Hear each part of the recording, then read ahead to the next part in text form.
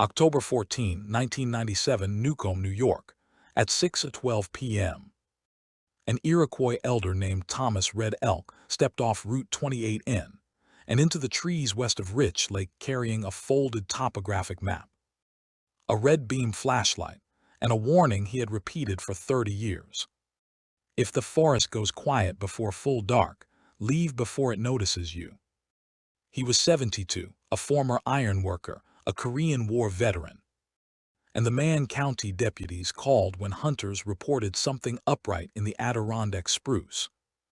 He came that evening because a road crew foreman had found a deer carcass at mile marker 12, posed against a granite washout wall.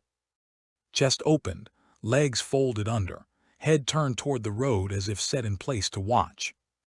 Red Elk asked the weather, the wind, and one final question. Had the tongue been removed clean? The foreman said yes. Red Elk looked north and then gave the only answer that mattered. Not a bear. The site lay 1.8 miles beyond the old Tahoe Spur. The crew waited by the trucks with orange tape around the carcass until Red Elk arrived with Ranger Daniel Mercer of the Department of Environmental Conservation and Helen Crow, a community health nurse from Akwesasne who had spent years recording elders. Mercer was there because 2 campers called in daylight screams. Crow was there because Red Elk had told her that afternoon that if he entered those woods after sunset, he wanted a witness who wrote exactly what was said and did not improve it later. At the trailhead, he made her repeat the date and told her not to label anything before he did. Details mattered. If it could not survive skeptical reading, it was useless. The deer was a young buck, maybe 115 pounds, lying 31 feet from the road and 3 feet 4 inches from the granite face. The sternum had been split from throat to lower ribs. Mercer first suspected a blade, but there were no cut striations, no scrape marks on bone, and no human boot prints within 10 yards. The tongue had been removed at the root. The eyes remained. Bears crush and drag, coyotes pull from the abdomen, cats cover. This body had been opened and positioned. 4 spruce saplings behind it, bent forward at nearly identical angles at about 5 feet 6 inches.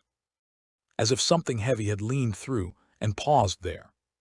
From the truck, the carcass looked almost upright because the head was propped against a stone.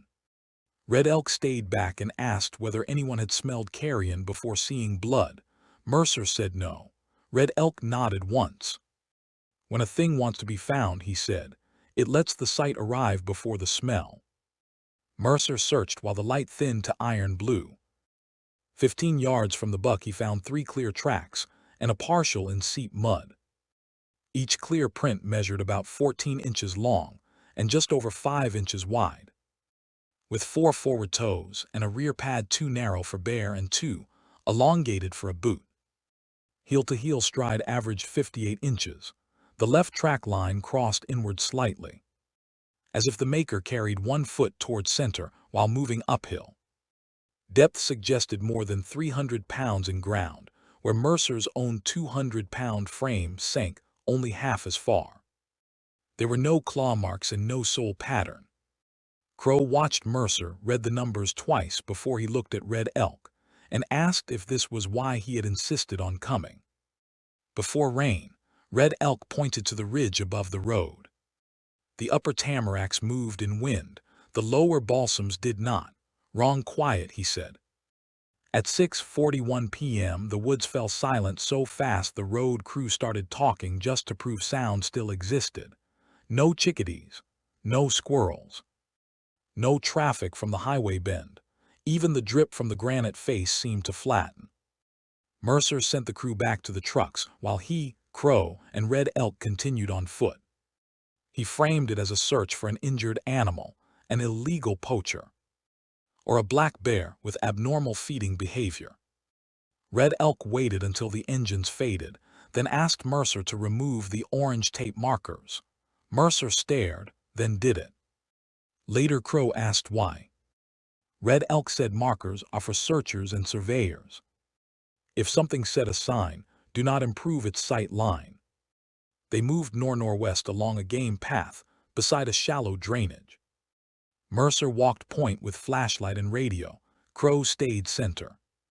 Red Elk followed with the quietest step of the three.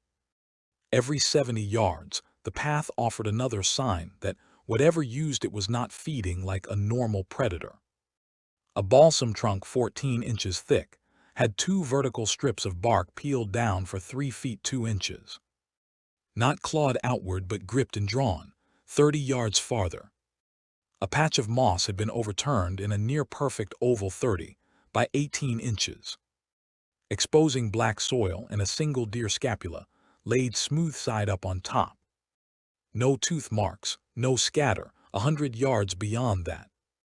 Mercer found a beaver-chewed birch pole stuck upright between roots like a stake at chest height. Each sign said the same thing more clearly. This was arrangement. Crow asked whether a person might be making the displays to frighten people from the area. Red Elk said if it were a person, he would feel safer.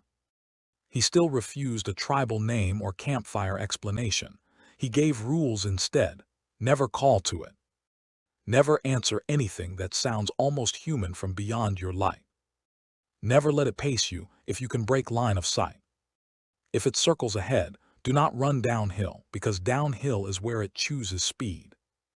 Mercer asked whether he was describing an animal or something else. Red Elk said he was describing survival logic. Names make people careless.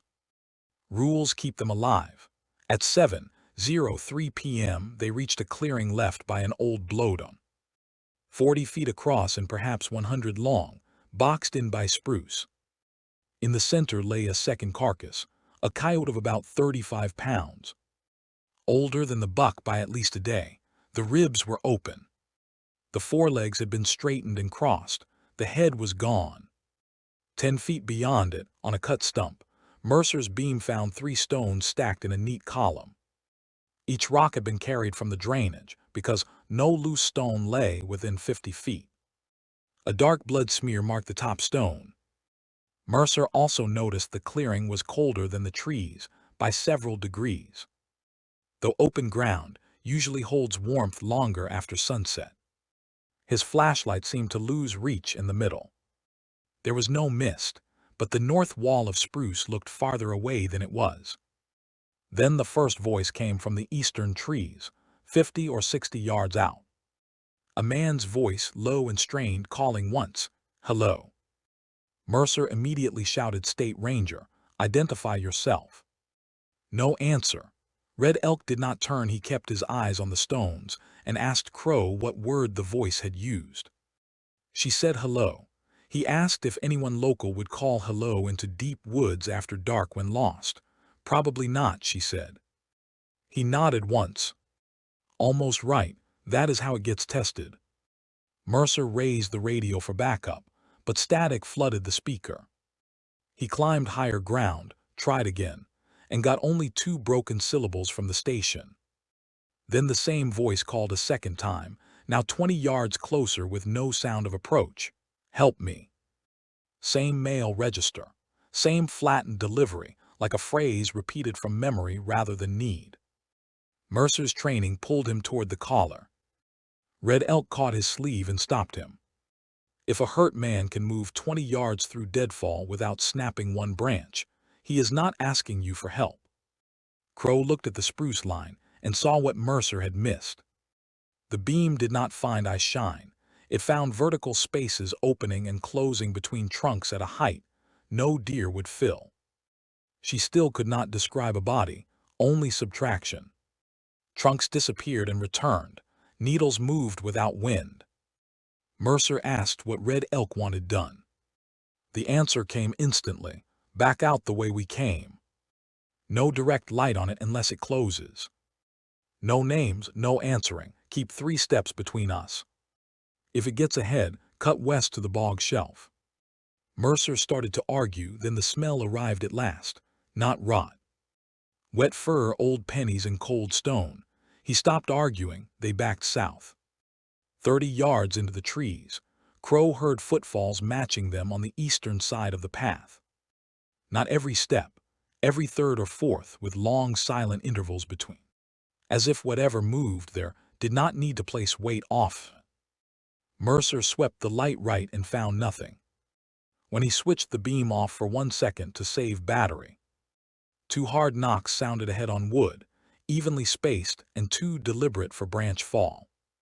Red Elk told them not to give it fear in words.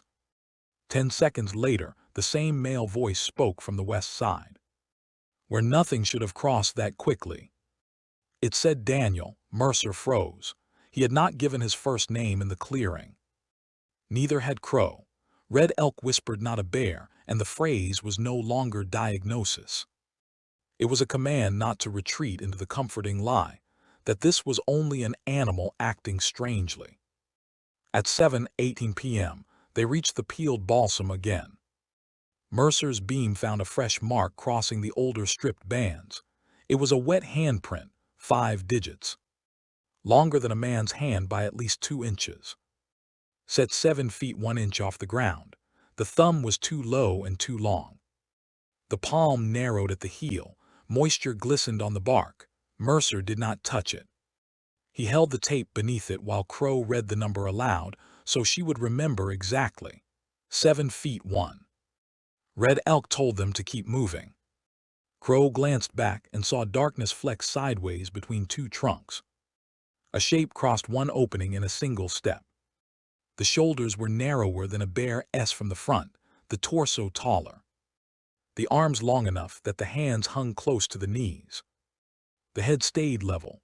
She never heard the step land. They left the path and cut west. The ground softened and opened into a bog shelf 30 to 40 yards wide with black water under sedge and dead reeds. Moonless cloud had erased the horizon. Mercer's light showed hummocks, drowned logs, and one white snag rising from the bog like a stripped post. Red Elk scanned the tree line behind them, not the water. If it wants to close, he said, it will do it before we cross because it loses advantage out there. Crow asked what it was. He said later. Then branches cracked 40 yards back, not from hurried running but from deliberate weight applied high, each break separated by seconds. Mercer shone the light and got the first partial confirmation, a vertical torso behind spruce, gray-brown. One arm curled around a trunk at a height no black bear could reach on level ground. The face stayed hidden. Height against the trunk looked between 7 and 8 feet. Mercer said, voice unsteady, I have visual on something bipedal. The radio answered with a burst of static. Red Elk ordered them across, heel to hummock, no splashing if they could help it. The bog smelled of iron and peat. Halfway over, Crow heard movement paralleling them at the tree line, much faster now. Mercer swung the beam left and caught the creature for less than a second. It was enough. Dark guard hair lay matted flat by moisture except along the forearms, where it hung in strings. The legs bent more like a man's than a bear's, but the stance was wrong, knees angled slightly inward. Chest turned as if it preferred to move sideways. The head sat low between the shoulders. One eye flashed amber. The mouth was open, not panting, simply open, showing teeth too even and too narrow for black bear. It faced them while the body pointed north, ready to move without turning. Then it slipped behind balsam and vanished. Crow almost fell from the collision of relief and terror. Relief that she had seen enough to know she had not imagined it. Terror that imagination had been kinder. At 7:24 p.m., it tested the open ground. A splash struck 20 yards behind them, though none of the 3 had stepped there. Mercer spun and saw ripples widening from a hummock they had not used. Something had entered the bog on the far side, without visible approach. Red Elk said it can cross if it wants, keep moving.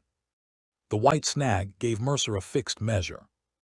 From 6 feet beyond it, he looked back and saw the creature standing where reeds met trees. Against the snag, he estimated it at roughly 7'4". The right arm hung lower than the left. The ribcage looked narrow, almost starved, but the thighs were heavy. It was not hunching. It was studying the root. Crow saw the face in profile. The muzzle was too short for canine, too projected for a man. Ear position seemed high and tight to the skull. The worst part was not its shape, it was the intent. Predators look through you or at you. This looked as if it was measuring what each of them would do next. The chase began only when Mercer slipped. His left boot punched through the bog mat to the knee, and the flashlight flew into black water with one dying spin of light. The sound triggered movement at once. The creature came off the tree line in 3 strides so Long Crow could not separate them. Water sheeted from its legs. Red Elk hauled Mercer up by the coat collar, while Crow dragged the radio clear of reeds. Mercer drew his revolver because training left no other choice. The creature halted at roughly 15 yards, half-turned. One hand in the water for balance, the other hanging free. In Red Elk's weak, red beam came the first full visual confirmation. The face was long but not snouted, with cheek fur laid back against darker skin. The eyes sat forward. The nose was flat and broad. The mouth opened slightly, and the tongue did not show. 2 pale scars crossed the left shoulder. It made no sound. It only watched. Mercer fired 1 round low into the water in front of it. The report flattened across the bog. The creature flinched sideways and vanished into reeds with a speed that broke sequence. Red Elk did not let the shot change their direction. West, he said, and they drove for the far shelf. Twice Crow heard movement circle ahead, then stop when Red Elk angled them more south than west, as if he had anticipated the cutoff. He spoke constantly now, in a measured cadence Crow, recognized from winter stories and condolence rites. She could not translate most of it, but his breathing stayed even, and because his breathing stayed even, Mercer's panic never spread. At 7:27 p.m., the male voice returned from somewhere beyond the bog, using Crow's name in the same wrong register. Helen, then after a pause, come here. She bit the inside of her cheek hard enough to taste blood and kept moving. Red Elk said if it learns a name, it thinks a name is a door. Do not open it. They reached firmer ground at 7:31 p.m. and climbed a low rise of glacial stone. Now the creature no longer paced them plainly. It jumped positions. A branch shook to the north, a trunk clicked to the south. Once Mercer caught what looked like a crouched outline on a boulder 30 yards ahead, but when the beam fixed there, only wet lichen remained. Red Elk led them into a stand of dead tamarack, where bare trunks reduced blind angles. He made Mercer reload from his speed strip and keep the revolver holstered unless the thing closed inside 10 yards. Mercer asked why wait that long. Red Elk said because shots teach distance. If it learns your fear line, it owns the rest of the night. At 7:36 p.m., they found proof the thing had been using the area long before that evening. Between 2 deadfalls lay a depression in the needles, measuring roughly 6 feet 8 by 28 inches. Pressed deep enough to expose older brown layers under fresh fall. Hair clung to a splintered branch above it, coarse, dark, and banded lighter near the tip. Mercer sealed 1 strand in an evidence envelope, 10 feet away.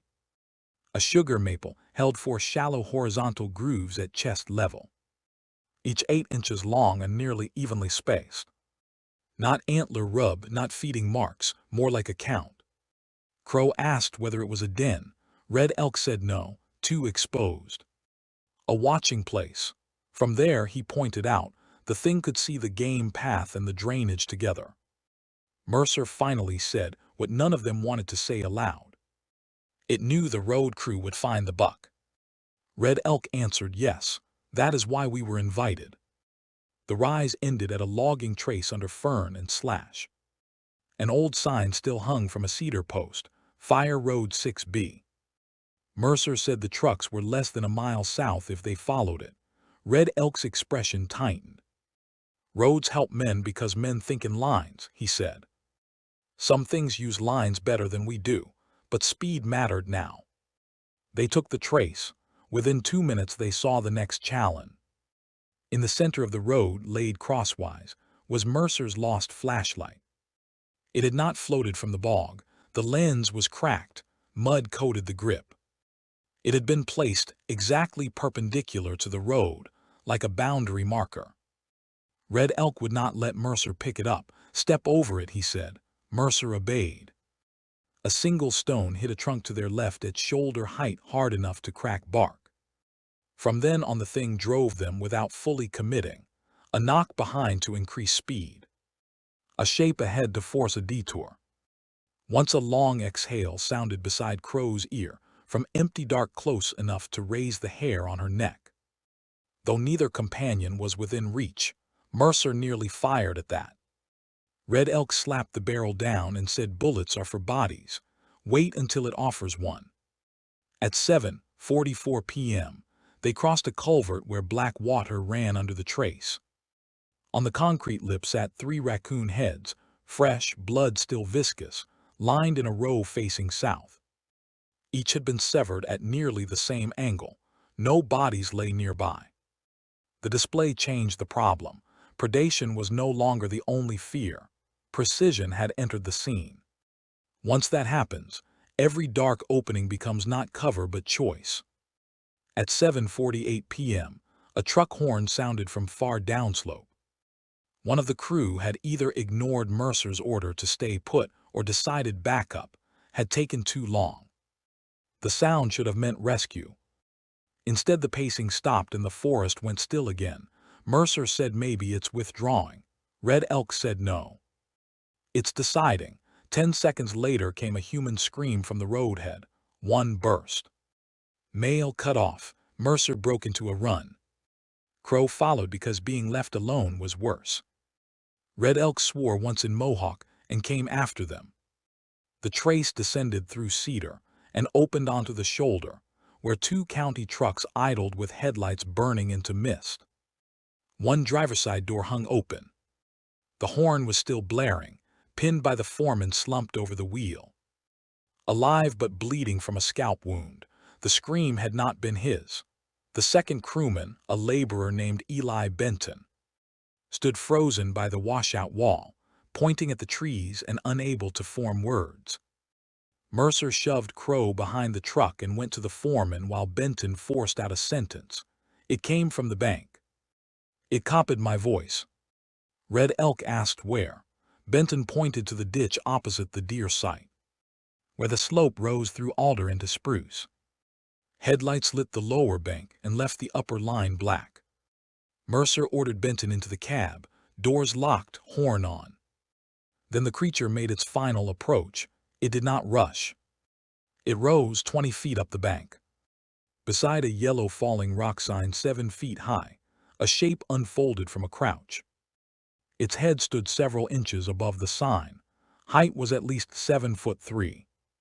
Its right hand rested on the post, the left hung free, the body faced down the slope. In direct light, the fur showed brown and charcoal, patchy over the ribs, dense over shoulders and thighs. The face held deep-set forward eyes, a flat nose, and a mouth too expressive for any known Adirondack predator. Scar tissue whitened the left shoulder. The chest lifted with a slow inhale. Nobody spoke for 2 seconds. Then the horn cut out as the foreman slumped on the wheel. Crow heard coolant ticking in the grill.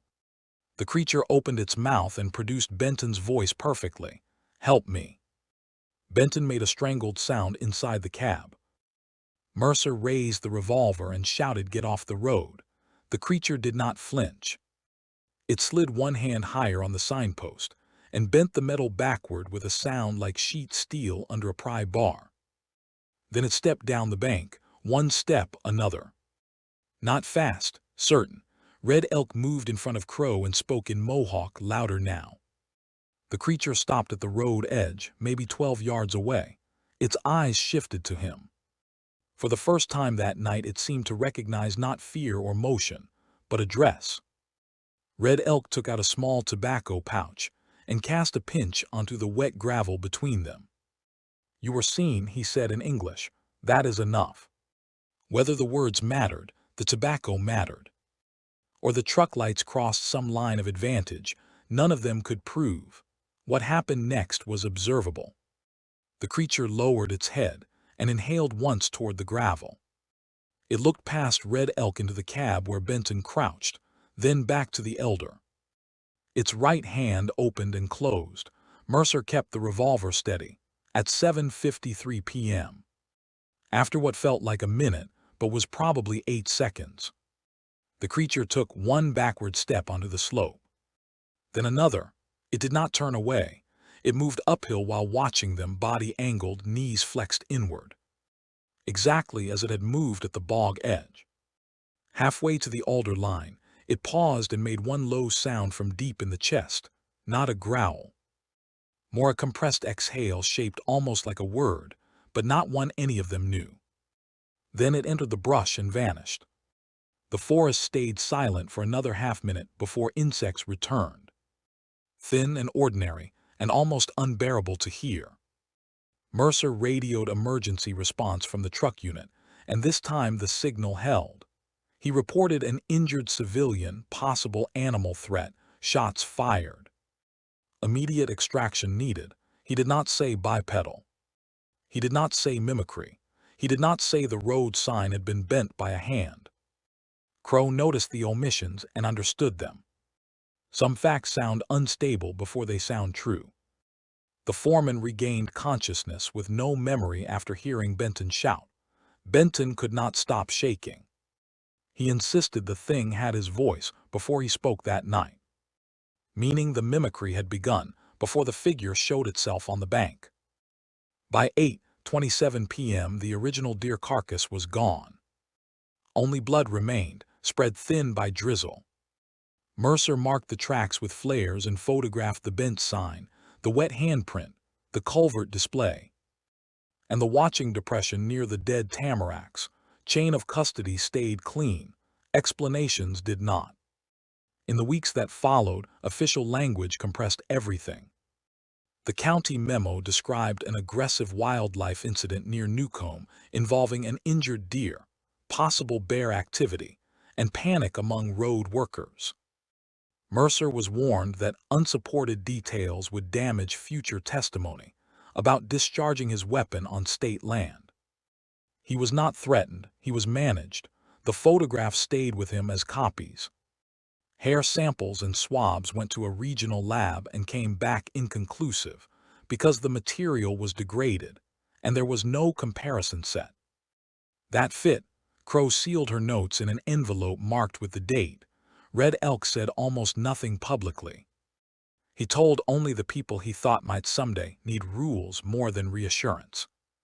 Do not follow a voice into spruce after dark. Do not approach a placed carcass. If the woods become silent in layers, leave. If it knows your name, leave faster. And if calling it a bear makes you feel safer, remember the road sign, not a bear. 3 months later, after a condolence meal in January, Red Elk spoke once more with Crow and Mercer in the back room of a longhouse kitchen, while snow hit the windows. Crow asked the question she had delayed since the road. Had his elders spoken of this exact thing in the Adirondacks? Or had he recognized it from somewhere else? Red Elk said stories move when people move, but places keep their own habits. What his grandfather taught him was not a species description, and not a story for children. It was a protocol for a boundary breaker. Something that learns human signals without belonging to the human world. It watches roots. It studies voices. It places evidence where reason will step toward it. He refused a ceremonial name. Names invite debate, he said, and debate makes listeners think danger is academic. Then he added one detail he had withheld. The chest sound it made before leaving the slope was close to an old warning term his grandfather used for a caller in the woods, but not exact. Close enough to mimic, not exact enough to belong. Crow asked why the difference mattered. Red Elk turned the question back on her. If a thing can copy the voice, the gait, the placement of sign, even part of a warning word, what does it mean when it still says the last part wrong? Mercer answered first. It means imitation has limits. Red Elk shook his head. No. It means it is still learning. Crow wrote that sentence twice because one line might survive where pages would not. Red Elk then said there are old paths in the Adirondacks nobody marks on state maps because they were not made for roads. Hunters cross them. Loggers cut over them. Families camp on them because the lakes are pretty and the ground is flat. Most nights nothing notices. Some nights something does. And when it does not always come to kill. Sometimes it comes to see whether people still remember the rule. Do not answer when the forest speaks almost like a person. That was what stayed with Crow. Evidence can be stored. Rules imply recurrence. Years later, Mercer retired without another report that matched Newcomb in full. Though he logged 2 lesser incidents involving arranged carcasses and 1 daylight mimic call near Blue Mountain Lake. Crow reviewed her notes every October and found the smallest details had aged best. 7 feet 1 to the handprint, 58 inches stride. 7'3" against the road sign, 3 raccoon heads aligned south. A voice using names it had no right to know. Red Elk died in 2004. At his wake, Crow heard 2 men from different communities repeat the same advice in slightly different words, as if each had inherited only part of a longer warning: leave before it notices you. Time had not made the account larger. It had made it cleaner. That is how credible fear survives. It sheds decoration and keeps measurements. The Adirondacks are large enough for ordinary explanations on most nights. Bears raid coolers. Coyotes scream like women. Moose appear where they should not. Lost people turn shadows into bodies. Red Elk would have agreed with every correction before offering his own. He distrusted mystery when laziness produced it. But he also distrusted the kind of certainty that trims reality until it fits a field guide. What happened west of Rich Lake on October 14, 1997, passed through too many fixed points to disappear into folklore completely. A carcass positioned for discovery, tracks outside known pattern. A handprint 7 feet up a balsam, a visual at the bog. A full height comparison at the Falling Rock sign, a voice copied wrong. 1 county memo tried to make it administrative. The woods kept it personal. That is why the fear remains. The creature did not strike when it held every advantage. It tested, it lured, it paced. It measured names against responses and boundary against choices. If Red Elk was right, the encounter was not random predation interrupted by luck. It was a protocol challenge, answered correctly just enough to end without bodies. That leaves only one clean open loop, somewhere in the Adirondacks. On an unmarked path older than the logging roads, there may still be a thing studying human signals. Practicing them until the imitation is good enough that one night the wrongness no longer sounds wrong. If you hear your own voice from the spruce after dark, or a friend calling from beyond the beam, remember the elder's warning and remember the evidence that forced it into plain speech, not a bear.